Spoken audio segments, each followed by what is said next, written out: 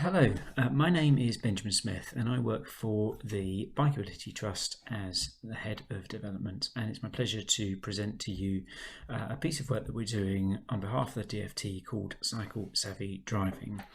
It's a pre-recorded seminar or workshop or recording, if you will, so please do forgive the fact that I'm going to be very sort of stilted, that there's no question and answers or people to sort of feed off, but I will do my best. We'll go through this presentation and I hope it is helpful and informative to you. So, as I mentioned, I work for the Bikeability Trust, and hopefully you'd have heard of Bikeability, which is the DFT's cycle training program predominantly aimed at children in schools. And thus far, just over 3.6 million children have received a form of bikeability training, which is fantastic, and we're on target to deliver or to make sure that by 2025 every child receives cycle training by the end of primary phase. But I'm not here to talk about bikeability. I'm here to talk about another project that we're delivering on behalf of the Department for Transport. So this project is called Cycle Savvy Driving. Now, this is a project that's kicked off in 2017-2018 and came out of the cycling and walking investment strategy. And what it is it's an intervention designed to address the sort of current lack of sort of resources around cycle training for approved driving instructors, ADIs, and learner drivers. We all know that cycling over the last few years has boomed and continues to grow, and obviously we're very keen that rates of active travel do grow for all sorts of reasons, but sort of training and understanding needs to grow along with this, and so what we're keen to do is equip driving instructors with the skills to communicate the right message to learner drivers, because if you've got more people on the roads, more vulnerable road users and more cyclists, we want to make sure that any interaction that somebody on a cycle has with somebody on another mode of transport, a car or a lorry or whatever, is calm and predictable. So we understand that ADIs have an absolute invaluable role in teaching the next generation of drivers. We have you can take your test from the age of 17 onwards. So ADIs have a really critical role in shaping attitudes, imparting knowledge, and contributing to a sort of calm, predictable road environment. So, as I've mentioned, this project was announced in 2018. It's part of the cycling and walking investment strategy, that driving instructors are to be offered bespoke training, and it's around driving with cycles. Now, 2018 does feel like a long time ago. This project has been interrupted by COVID. It was due to launch in 2020. That was then put on hold for over a year as ADIs could not work. So the trial phase is live now, and I'll go into specific details of what that actually means. Before I do, I just want to think about why it's important, and I have already alluded to this, but as an organisation, and I'm sure you will probably all agree with this, that we're very, very keen to improve understanding and cooperation between people who cycle and people who drive. And I guess it doesn't have to apply to just those two groups. It's any road user, whether they're categorised as a vulnerable road user or not.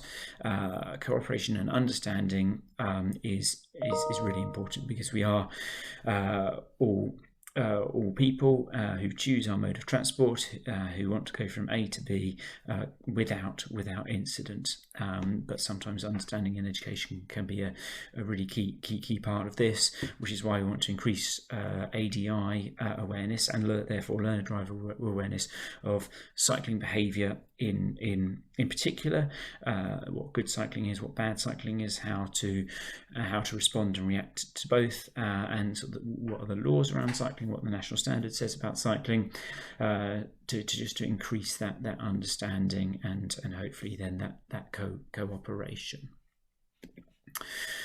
So in the run up to launch, it was launched in May of this year. There's quite a lot of time and testing put in. We ran practical courses with ADIs. We tested the online training, and the feedback that we got from that was really good. You can see some of the sentences on the screen now.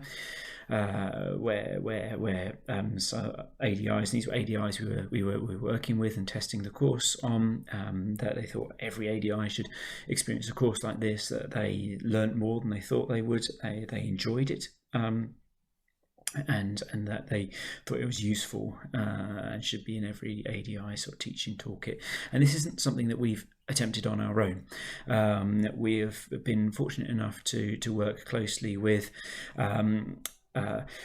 a range of incredibly helpful partners from cycling and the driving world. So obviously Department of Transport, who've commissioned this piece of work, the DVSA, and then all the acronyms, so I'll just explain who they are. So obviously DVSA being the Driver and Vehicle Standards Agency, you've got the Driving Instructors Association, the Motor Schools Association of Great Britain, that's MSAGB, and the National Joint Council, the ADI National Joint Council, representing not representing driving instructors, but being able to feed in expertise from their work and their understanding, and we work quite closely with the DIA in particular, who supported us with the writing of a lot of the material, but also from the cycling world. So British Cycling, Cycle Confident, and Cycling UK were all invaluable contributors and reviewers of the content of the training. So how does this work? And we've launched it. We launched it in May, and this is a trial, a pilot, and it ends at the end of March 2022. So every ADI, and we're looking for 3,000 ADIs, can go to cyclesavvydriving.co.uk, and they will register. And that registration portal gives access to both online and a place for them to book practical training. But because it's an evaluated pilot, it was really important to try to assess whether, or the impact of this training. Like, is it effective? Does it work? Are ADIs as a whole saying that it is useful? What did they learn? Was the platform sort of well received? All these questions we need to know and we need to understand, so that we can then make recommendations for the future. So as part of this trial, when an ADI registers, they will either go into the sort of treatment group or the control group. The treatment group has access to all the training materials and the booking now. So they have immediate access to the online training, which will take them around an hour and a half to do, and also access to booking the practical training, which is a 3.5 hour practical module, which involves some classroom but a lot of out on the roads on a cycle or walking if there's a reason why they're not able to cycle, to experience what it's like to have that opportunity to be in somebody else's shoes and to understand practically what the issues around sort of cycling in on the roads and sharing that space with other road users. So the control group has no training. They have opportunity to access it once the trial has completed, but they do have something to do. They do need to complete a survey on registration and a survey 3 months later so we can test attitudes. Same with the treatment group. They complete their survey upon registration and the survey 3 months later so we can test whether their attitudes shift and change as well, and also surveying taking some feedback from when they've completed the online and the practical training. So really well evaluated program to see whether it has an impact and what people's thoughts and comments on it were. So we've tried to advertise as widely as possible. So again, through the DVSA, through the ADI membership groups, through the driving schools, so the AA or IAM or smaller, more local schools. And we tried to, well, the aim is to educate. So just a very small example here, that certainly when you were teaching cycle training, that when signalling is not just a hand signal. Those are other ways that somebody may signal, whether it's through road position, through looking over the shoulder, or the signal, and other more subtle ways. So and we want to communicate that through the training program. So you may have seen some of these on social media shared by the organisations that I have mentioned. This is just an example of a flyer that went out, so that we're looking for a number of ADIs to take part in the study, whether it's, and the hook there being that they're it's research that we want their feedback, and that it's part of sort of CPD as well, and that it will hopefully make them better instructors. So they're directed to the website. Everything is outlined to them, which the control group, the treatment group, what's expected of each group, and they register as an ADI or a learner driver, because whilst the learner drivers don't have access to practical training, we have got a separate online training module for learner drivers, which is also being evaluated. So what their thoughts and opinions were about it, what they learnt, was it helpful. In terms of the content itself, I won't share any more because it is an evaluated pilot, but we have four themes of four chapters. So in the first chapter, we look at the fact that the road is a shared road space between all modes of transport. In the second chapter, we look at what the law says about cycling, and what the highway code says. In the third chapter, we look at the national standards for cycle training. We compare that with the national standard for driving and driver training. Draw out all the similarities, and the approach to training that is taken for Bikeability, which is the DFT's approved national standard cycle training, and then the final theme or chapter is applying all that, and scenario based, looking at again, good cycling, bad cycling, what to expect, and what somebody on a cycle should do in various situations, and therefore what you should do, or what a driver should do in response to that. And so it's very the content is presented in a number of ways. There's written text, there's video interviews, audio, CGI clips with questions, and video clips with questions. So presented in a variety of ways to hopefully keep the information as interesting and present it in as dynamically as possible.